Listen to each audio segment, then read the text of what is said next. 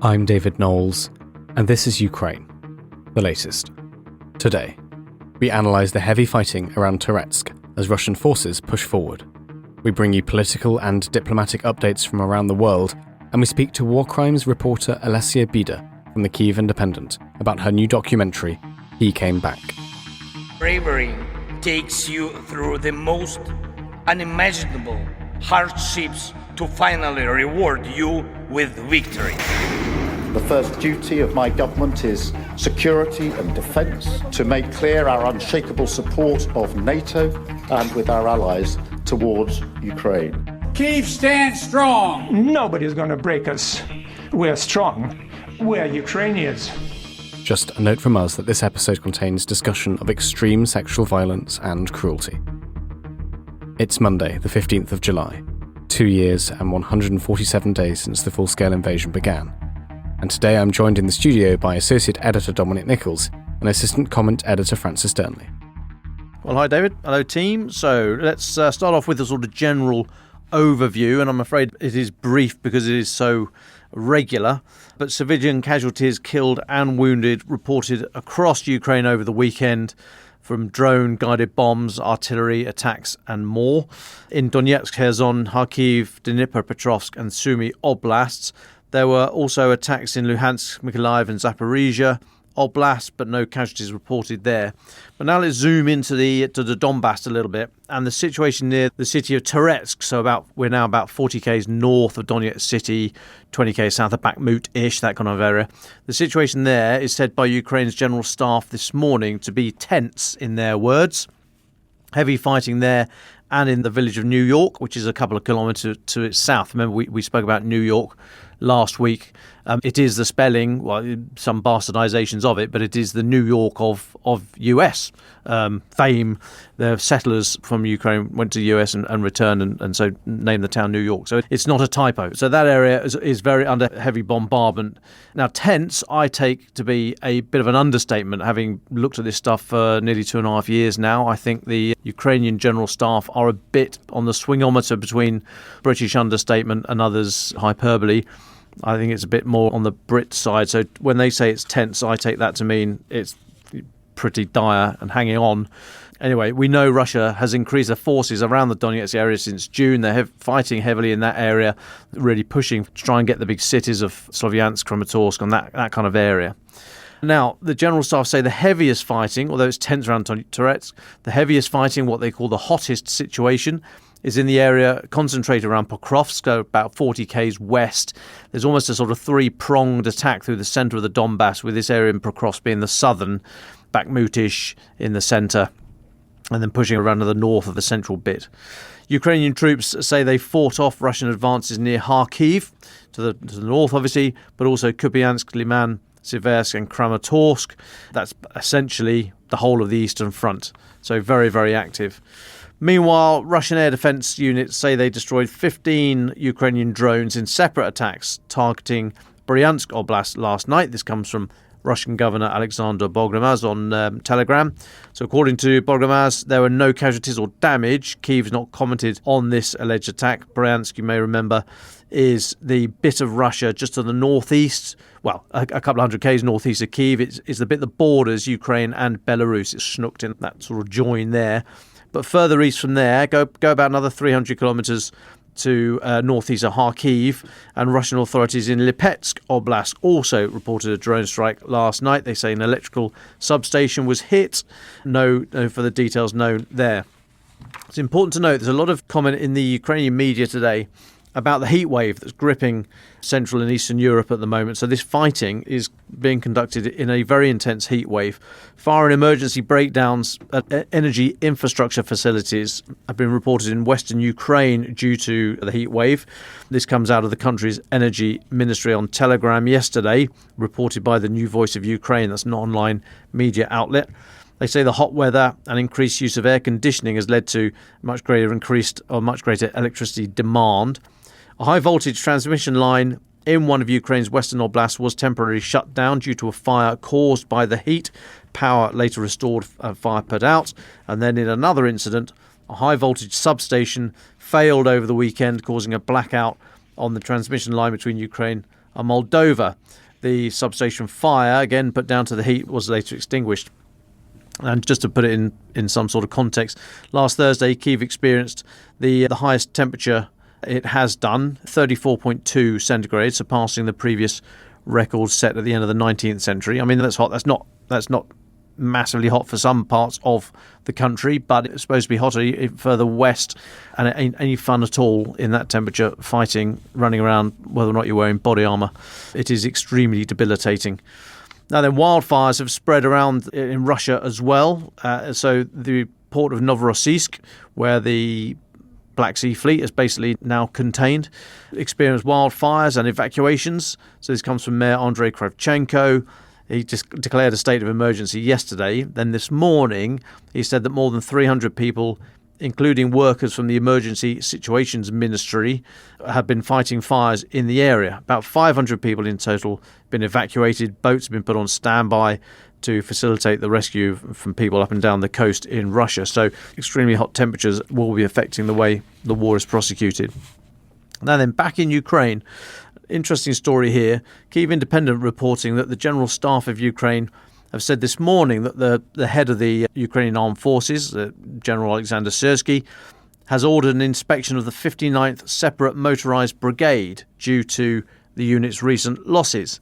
Now, this announcement hasn't been linked to, but comes only a few days after, in fact, I think one day after, the medic Katerina Polishuk, who was in the plant in Mariupol.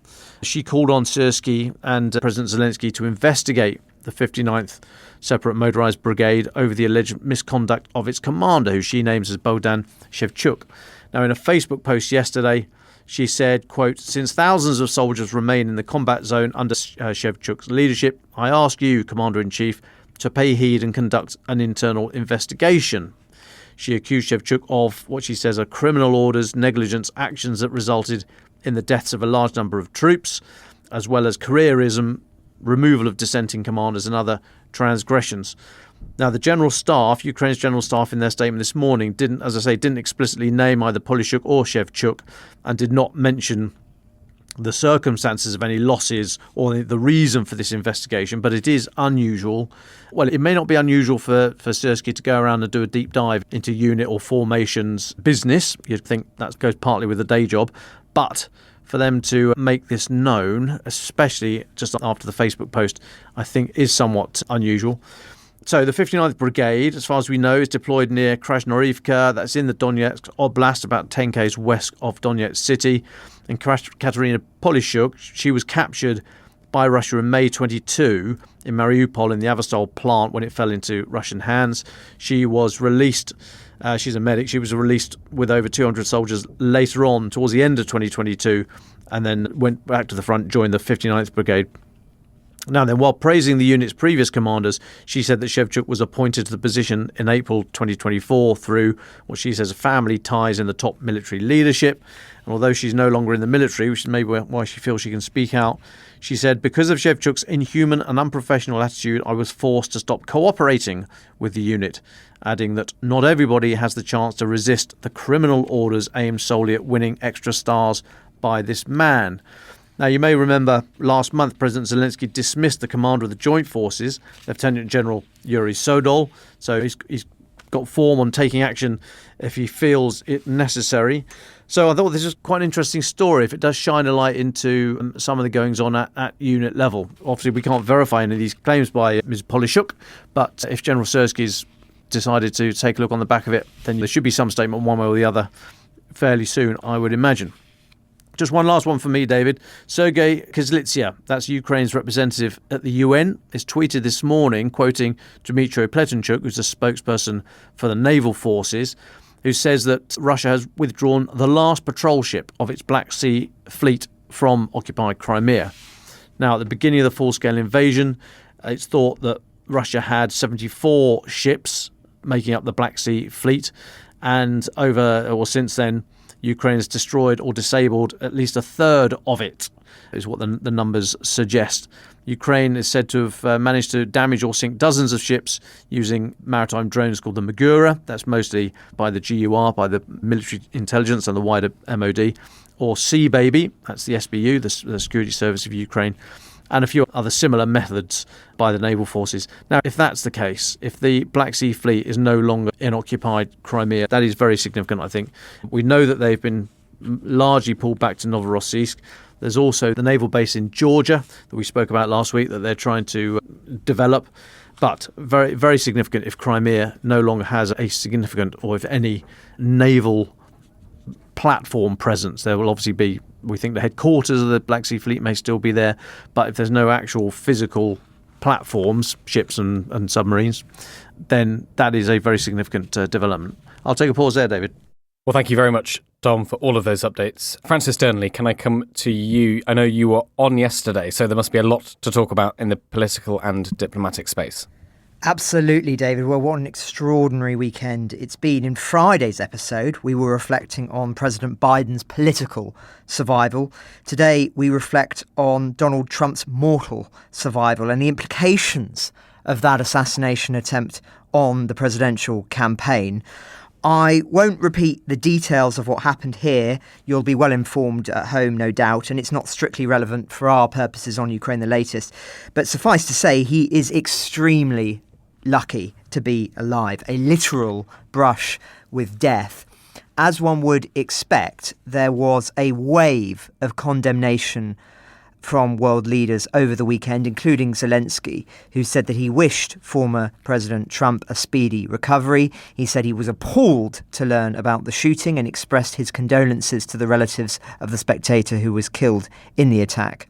Such violence has no justification and no place anywhere in the world, he said. I wish America emerges stronger from this.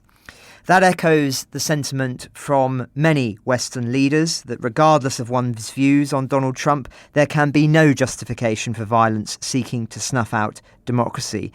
The Kremlin, unsurprisingly, also commented, though were keen to assign blame to Biden's Democratic Party for stoking divisions. The photography from the event, especially the one featuring a bloodied Trump with his fist raised, lifted by Secret Service agents as the Stars and Stripes waves defiantly behind him, is in figurative terms iconic and immensely powerful politically. Compositionally, it is perfect, akin to a great painting of the Renaissance or the Romantic era, and has subconscious echoes of the raising of the flag of Iwo Jima. A Pulitzer Prize-winning photograph of that there can be no doubt. For many, that image alone will win Trump the presidency in November. I should say off the bat that I am inclined to agree with that perspective as things stand, not least because Trump's tough guy image exposes yet further Biden's fragility, assuming Biden is the candidate, but also because some symbols, like ideas, are bulletproof. I also think that it has statistically improved Biden's chances of remaining the Democratic candidate for two reasons. One, because it's taken the wind out of his opponent's sails. The news can only handle one major story at a time, as we often learn here in Telegraph Towers. And two, because I think an event like this inclines many people towards a period of stability, not instability, which the removal of Biden would ensure. But I could be wrong regarding it effectively securing a Trump victory. And I should say I really welcome hearing from you if you're listening in America on that question. The famous pollster and commentator Frank Luntz wrote a fascinating piece for The Telegraph yesterday where he said, and I quote, "I've heard suggestions online of a Trump landslide carrying the Republican Party to victory by historic margins. But the assumption behind that prophecy is that there are enough voters willing to change their minds. There aren't even now." He goes on, "As a pollster and analyst for nearly 4 decades, I've learned to identify those who claim to be undecided but do, in fact, have a definite candidate preference. With Election Day now in sight, just 4% of the American electorate are truly undecided, the smallest percentage in decades of presidential campaigns. Everyone has already chosen sides, and the few that haven't are most likely to choose no one at all. And yet, as he writes later in the piece, it has galvanised the former president's supporters. Quote, Trump voters are energised. Biden's voters are demoralised. The chances of his supporters not voting for him now, he says, have been reduced, and that could prove decisive. Now, the potential ramifications of a Trump victory in November for Ukraine are well known, and many would argue that Western leaders, especially in Europe, must now prepare for that outcome. But as I say, very much welcome American listeners' perspectives on this question and its impact on the likelihood of people voting for Trump over there. Now, in other news, turning to Europe, the Estonian Prime Minister Kaja Kallas, dubbed by many as Europe's Iron Lady, as a nod to Margaret Thatcher during the Cold War, has resigned in order to become head of EU diplomacy. It's High Representative of the Union for Foreign Affairs and Security Policy being the formal title. A massive development, as we reported. I've just been reading her long resignation statement, which focuses mostly on domestic policies, as one would expect, but offers some interesting reflections in the Ukraine context too. She writes, "Being Prime Minister has clearly taught me one thing. No crisis comes alone, and no crisis is alike. In the second half of 2021, we had just started to come to terms with COVID when Russia launched an energy attack on Europe and, in fact, the whole world, limiting its natural gas supplies. Unfortunately, it got even worse. Already in the summer of 2021, we received information that Russia was planning to attack Ukraine. I introduced the system of security cabinets where all government ministers received reviews of the security situation, and we started making plans of how to act if Russia should attack. I have to admit that even on the evening of February 23rd, 22, I hoped that Russia would not make this move, and all those Western Europeans who said it would not happen were right. Unfortunately, we in Estonia, who know Russia better, were right, and it became clear to everyone that the manipulation of energy prices was also part of the Russians' preparation for a full-scale attack on their neighbour. In 3 days, the Russians hoped to capture Kyiv, destroy the Ukrainian leadership, and overthrow the puppet government subordinate to the Kremlin. As we know, it didn't work out that way. It quickly became clear that the Russian army was not the second strongest army in the world, but the second strongest army in Ukraine." And later, Kallas says, "Russia is very good at adding fuel to the small fires that already exist in our society, so that they become big fires, and we are at each other's throats." A fascinating, reflective piece from her. And just lastly, David, one final update, again in the EU context. Politico reports that EU foreign affairs ministers are set to snub Hungary by organising their own foreign affairs summit in August instead of travelling to Budapest for Viktor Orban's event. Hungary holds, of course, the rotating presidency of the EU Council and plans to host a foreign affairs summit in Budapest in August. A prime opportunity for Orban to try to shape the bloc's foreign policy agenda, as we've discussed.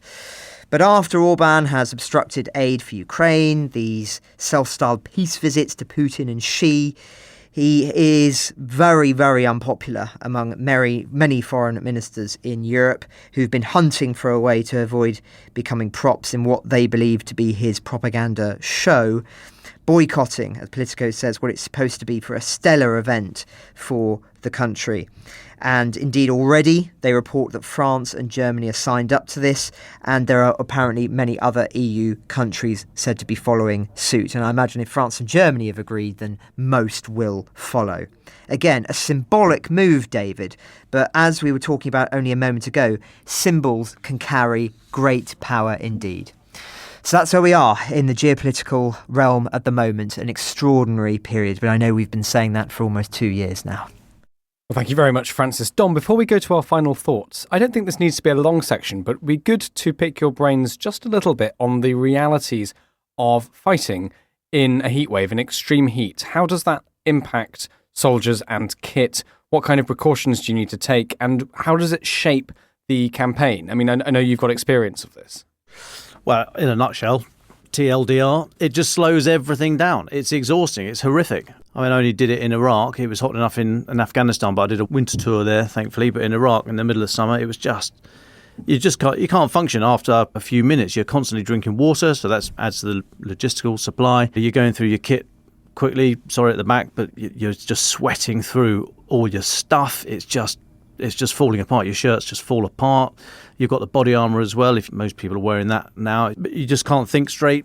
A mate of mine in the Royal Marines said that the addition of body armour and heat meant that all movement below section level just ceased to happen. So you've got a platoon of about, let's say, 30 people roughly. You've generally got a section of 8 people. You've got 3 sections making 24. 24.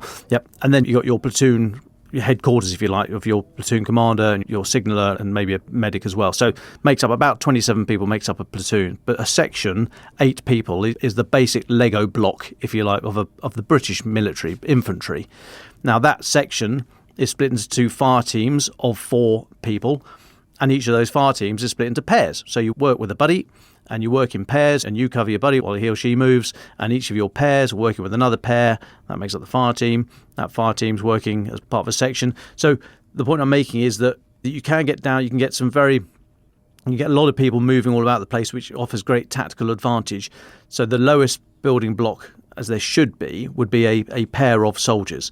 Now, let's say my mate in the Royal Marines was saying that in Iraq and in Afghanistan in the heat of the summer, but with body armour and the additional heat, there was no movement. You couldn't break down below that sort of section level of 8 people just because you can't sprint short distances, get down, observe the enemy, move, raise your rifle, fire, move again, all that kind of stuff. It just doesn't work. So everything slows down. It makes you much less tactically nimble. You're more easily fixed.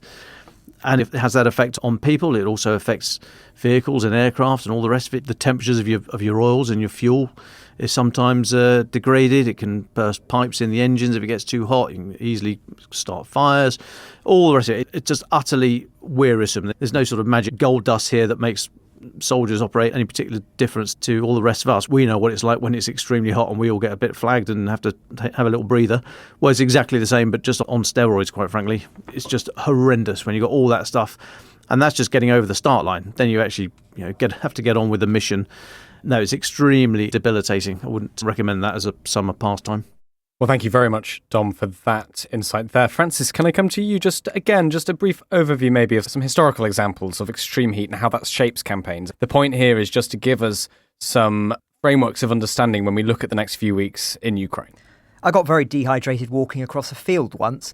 No, this is a fascinating question. As you say, David, heat shapes war.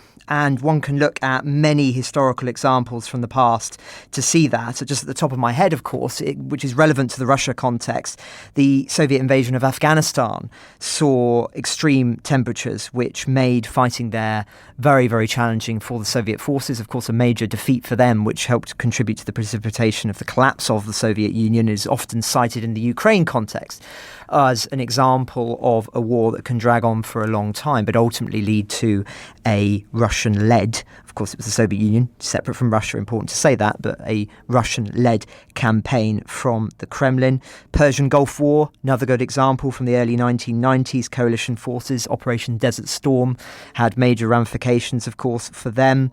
And you can go far further back, Alamein as well. I remember reading several books about Alamein campaign. I knew someone once who was a desert rat many years ago who first fought in that war and that campaign. And the heat, of course, was infamously being fought in a desert, a hamper for particularly material, so equipment, heavy weaponry. There are numerous examples of soldiers weighed down with equipment for whom it meant that they were very, very impeded in their ability to be able to operate, all going all the way back from Alexander the Great when he forced them to march in extreme temperatures. And I think I'm right in saying it's in Orion where the talks about his army is suffering extreme heat and he's given water as the commander, and he famously holds up the cask of water, it may even be in a helmet, and then pours it out in front of his soldiers to show that he will not drink if they can't drink. One of those great moments of, again, symbolism that inspired the troops in order to be able to get them across the desert. But as I say, this is one of the known attributes of war, which, just like winter, which we talk more often in the Ukraine context, can have an extensive impact on the battlefield, and history shows us that. So it's worth monitoring, even if it's in the short term, that does have ramifications on the battlefield at this intense moment, David. Thank you, Dom and Francis. He Came Back is a new documentary from the Kyiv Indepednent on sexual crimes committed by Russian forces during the occupation of Kyiv and Kherson oblasts in the early stages of the full-scale invasion. 2 women told journalists from the outlet's War Crimes Investigations Unit about what they went through and their search for justice. The journalists then identified soldiers who committed rape and their superior officers. The documentary is harrowing and stark. Do go and watch it. The links are in the show notes. I spoke to war crimes reporter and author of the documentary, Olesia Bida, about her work. Here's our conversation. Olesia, thank you so much for your time. Before we talk about your documentary, would you start just by telling us a bit about yourself and your work? I'm a journalist of the War Crimes Investigations Unit in the Kyiv Indepednent. My first documentary here was about deportation of Ukrainian children from the city in the Donetsk region, Mariupol, to Russia. We identified more than 20 children who were deported from Mariupol, and we also identified families who took them to their houses, to their families. And my new documentary is about sexual violence during the war. The documentary is called He Came Back, Tracking Down Perpetrators of Sexual Violence in Russia's War. Can you tell us about this documentary, Olesia? Who did you speak to and what did you hear? Our team has been investigating sexual violence and recorded 2 interviews with women who bravely shared their stories. To have those interviews with them was quite a challenge for us. The survivors don't dare to speak out due to stigma, condemnation, shame. It's something they want to forget and never mention again. They don't even dare to talk about it in their own families.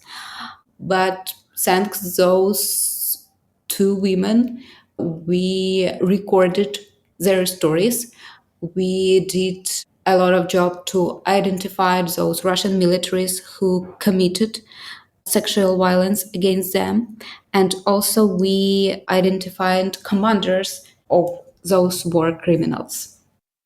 Listeners will be able to hear the details of these women's stories. As you said, they share them, and it's incredibly brave and obviously hugely upsetting to hear it. I don't propose that we go into detail on that now. Let's talk a little bit more about your role in tracking down the soldiers who did this. Where did you start with that process? We worked on this story for 10 months. And of course, the biggest challenge for us was to find those survivors who would be ready to share their stories.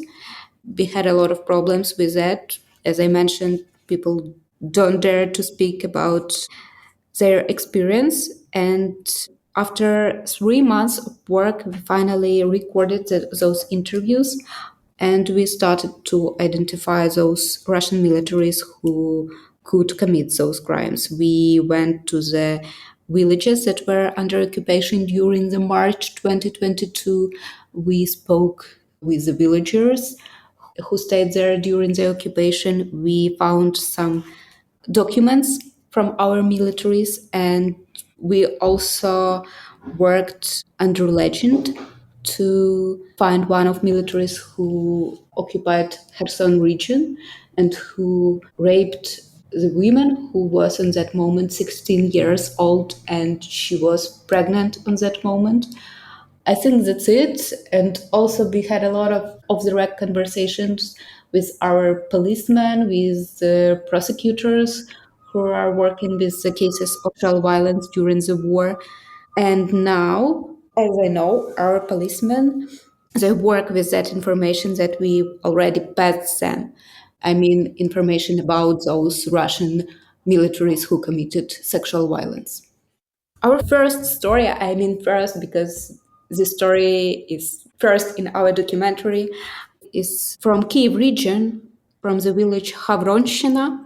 It was under occupation during March 2022, and the family of our hero, Daria, stayed there. Daria decided to move there from Kyiv to be with her family during the hard times when the full-scale invasion started. And family of Daria stayed all together in one house, and one day a Russian military came there. His name was Dabayev. He told Daria and members of her family his name. He told that he was a commander. And firstly, he checked their phones. Also, they were interrogated. But after that military, Dabayev started to come to their house every day. And one day he stole a car of Daria's father. On the other day, he subjected the family to a mock execution. And some days before the Russian militaries leave the village, he took Daria and told that he need to interrogate her more because he found some information in her phone. He put her to her father's car and took her to their neighbor's house. And there, he raped her there. We identified that military man was from the 37th Separate Guards Motor Rifle Brigade from Russia. He's alive now. We even tried to contact with him. We asked questions about the accusation of rape, and moreover, he committed some more war crimes when he was in Kyiv region during the occupation. But he refused to answer those questions. Now in Ukraine, prosecutors announced a suspicion in absentia against Dabayev. Another story, it's from Kherson region. These events also were during the March 2022, when a small village, Krasnivka, was occupied, and our hero, her name in film is Marina, but we changed it. Marina also decided to come to her family to village to be all together during the war. And one day, a military man who was drunk, he came to the house where Marina, her mother, her brothers and sisters stayed, and he started to ask how old are all the girls who were in that house, how old they were. After that, he asked Marina to go with him to another room, and there he raped her. Marina knew that he was from the so-called army of occupied part of Donetsk region. In the end of the March, the Ukrainian militaries liberated the territories, and Marina went to the police and told that the Russian military raped her. She knew that his name was Mykola and his call sign was Sini, and that's all that he remembered about him. She also told me that she remembers that his eyes were blue. And we started to work. We worked a lot in a village that was under occupation, and we found out that man was Mykola Senenko. He had several criminal convictions. He's Ukrainian national from occupied part of Donetsk region. He is a member of the 109th Regiment of paramilitary forces from the Russian-controlled part of the Donetsk region. We passed all that information to investigators and prosecutors, and hopefully they will also announce a suspicion in absentia against him. Olesia, in your view, what's the relationship between the Russian high command and war crimes and crimes like this? Is this something you think that is known about, something that is planned? It'd be good to hear a little bit about what you think the relationship is within the Russian armed forces, from what you've heard. Ukrainian prosecutors recorded 304 facts of sexual violence during the war since the beginning of the full-scale invasion. And before the recording of our interviews for our documentary, I had a lot of off-the-record conversation with the survivors of sexual violence. I had a lot of conversations with psychologists, with attorneys, with human rights defenders. They told me stories of other survivors of sexual violence, and mostly they were similar. And Anna Sosenska, who is the head of department that is investigating sexual war crimes, she also confirmed me that the prosecutors see the system, and they have even facts that survivors of sexual violence tried to say the commanders of that militaries who committed those war crimes that they should do something, they should stop them, and their commanders did nothing. Under international law, military commanders can be prosecuted for war crimes committed by their subordinates. And in our documentary, we also identified all the commanders of that two militaries. In Dabayev's brigade, 10 more militaries also committed sexual war crimes. Ukrainian prosecutors announced suspicions in absentia against them. So, all in all, I can say that it seems like it was system and commanders of Russian militaries allowed their subordinates to commit such war crimes. Olesia, with all the evidence that you've gathered with your work with the prosecutors and the lawyers, what happens now? To be honest, we don't know what is going on now on occupied territories. A part of Ukraine is still under occupation, and it's becoming more difficult to get any information from the territories. It's dangerous for people to communicate with journalists, with human rights defenders, and we don't know the scale of sexual violence on occupied territories. Ukrainian prosecutors, they're investigating sexual war crimes during the war.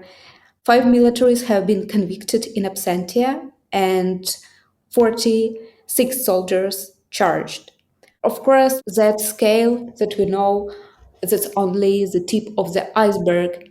And as the experience of other countries shows, maybe we would know about the real scale of the sexual war crimes in years when survivors of sexual violence will be ready to share their stories and will be ready to report to police about this type of crimes.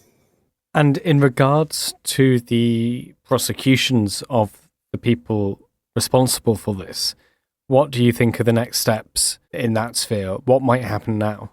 It's difficult to answer this question because Ukrainian investigators, policemen, prosecutors can announce a suspicion, for example, only in absentia, and Russian militaries could be charged also only in absentia.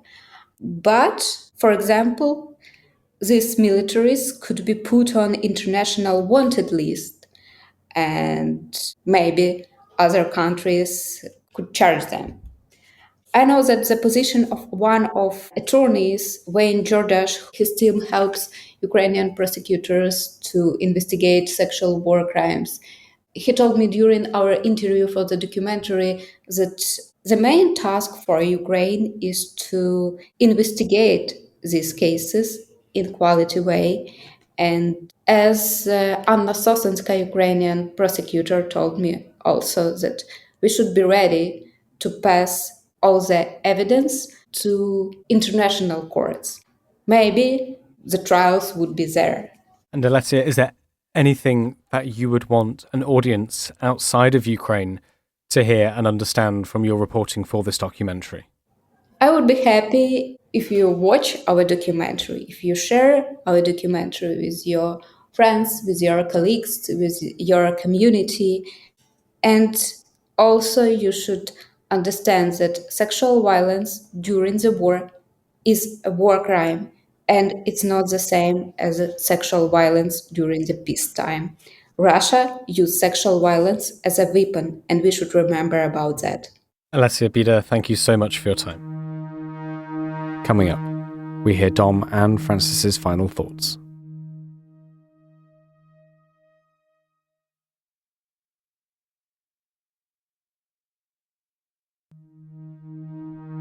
Let's go then to our final thoughts. Dom Nicholls, would you like to start? I note today Russian State Duma Defense Committee Chairman Andrei Kartapolov has reiterated over the weekend that Moscow isn't planning to demobilise any soldiers before the end of the war, or planning to demobilise any soldiers that were called up in that first wave of mobilisation in late 2022. So Kartapolov reportedly responding to online rumours about imminent demobilisation in the Russian forces, said the MOD is not preparing a new general mobilisation wave to replace the current number of personnel called up. but that means there will be no demobilisation until the end of the war. He did, however, say that the MOD and the Russian General Staff are working to provide leave for frontline soldiers, which is very nice of him.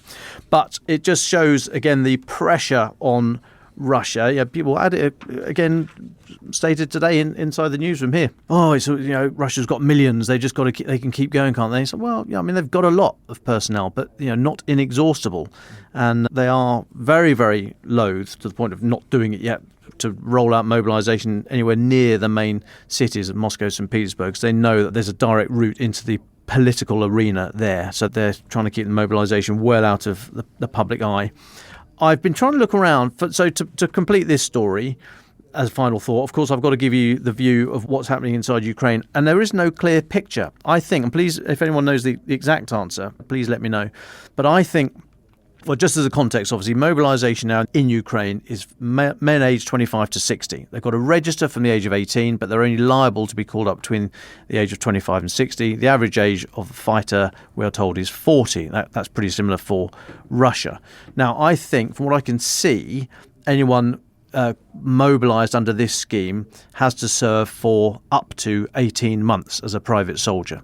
They can sign a contract as a private soldier, which is 3 years, but I think if you're mobilised, it's 18 months. Please correct me, anyone out there, if that is wrong.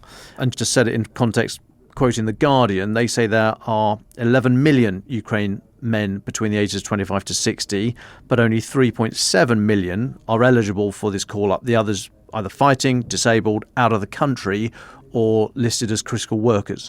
So give some idea of the numbers there from the Ukraine side, but please do steer me right if I've got that wrong. I think that they have to serve for up to 18 months. But the news peg that I was putting this bit on is the news from Russia that they are not demobilising. So anyone caught up in Russia, you're there till the end, meine Freund, meine Comrade. Thank you very much, Dom. Francis Dearnley, the final words for today. Well, thanks, David. I also want to reflect on the Ukraine situation at the moment. An interesting polling that listeners may have seen going around on social media, reported by Ukrainian Pravda, showing how divided Ukraine apparently is on the question of negotiations at the moment. So it reports, and I should say there's a lot of stats that they throw at you in this piece, so I'm sort of condensing some of the top line ones. If you're interested, we'll have a link in the show notes. So it reports that 44% of residents in the west of Ukraine believe that the time has come for the start of official peace negotiations between Ukraine and Russia, while 35 are convinced that that is not the case in the west. Yet in the east, which is taking the brunt of the fighting, only 33% of residents of Ukraine are ready for negotiations, and almost the same number, 34%, are against them. Meanwhile, 60% of Southerners believe that the time has come for official negotiations with Russia, which is almost 16% higher than the average for Ukraine. Now, some caution here. As our friend Fabrice Dupratz, a freelance journalist in Ukraine, tweeted, it is frustratingly difficult, he says, to say whether this is actually a shift given the questions and answers put to people. It depends heavily on how the question is asked, and polling agencies ask in many different ways. But it's clear that the topic of negotiations itself is no longer taboo. And I think that's just it. Regardless of the geography, compared to previous polls, there clearly has been some movement on this question Ukraine-wide. But when one looks in further detail, there is almost universal agreement, and this is crucial, that territory should not be conceded to Russia. So more people may be supporting talks, but not the likely price of the talks, which just shows how complicated polling can be. You're saying, on the one hand, that it sounds as if people want to have negotiations because as part of that, they're willing to concede territory. But actually, when you look in more detail, that is not the case. So an important caveat to this. But nonetheless, as Fabrice says, it would appear that this is no longer a conversation that is taboo, and that is a shift, as I say. Now, just to add to this will be something that we will return to, no doubt. There has been some increased speculation that Ukraine politically at the moment, President Zelensky's office, is talking about another wave of talk about negotiation further to what happened in Switzerland, and indeed possibly inviting Russia to that before the presidential election in November, perhaps trying to find some common ground before others try to find common ground for the two parties. But as I say, that is just speculation, but I mention it here as speculation that is being talked about. And as I say, we will return to that. An interesting set of stats. And as I say, for those who are really interested in getting into the granular detail, there'll be a link in the show notes. Ukraine the Latest is an original podcast from The Telegraph. To stay on top of all of our Ukraine news, analysis and dispatches from the ground, subscribe to The Telegraph.